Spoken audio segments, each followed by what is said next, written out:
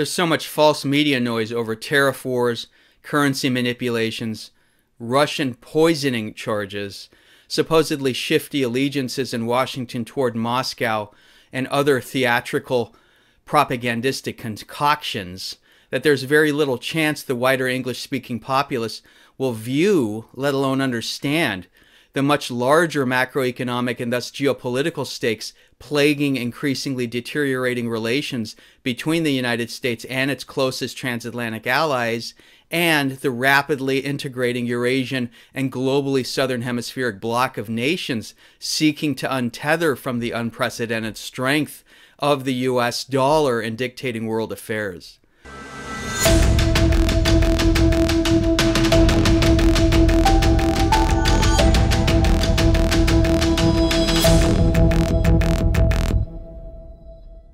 I mean, that's all by design. You're not supposed to know that nations such as Russia, China, Turkey, Iran, Venezuela, Nigeria, South Africa, and a growing list of their cohorts are actively experimenting and in rising unison with ways of escaping the potency of Western sanctions and currency wars, or certainly the roles of physical gold, oil, cryptocurrencies, and rivaling international payment systems in these set experiments. It's all rendered as either too complex or outright implausible to bother focusing on,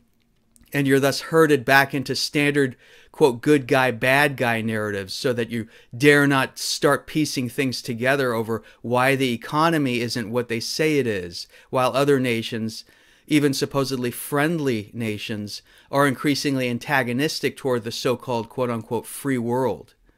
In this 28th episode of Money and Fear, and as always in the show's detailed show notes listed under the videos on our website,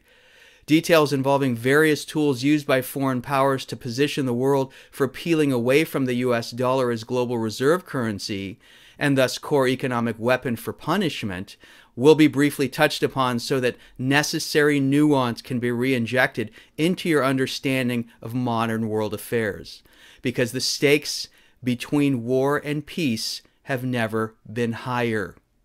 If you're not a Newsbud member yet, please join and tell others. It costs practically nothing, yet gives you information you're not supposed to know, thus empowering you to stay ahead of the herd and to think like tactically hidden government and banking planners think. The time is now to support independent, nonpartisan media, so please consider joining the worldwide Newsbud community today and tell other genuinely curious friends and family out there as well. Thank you.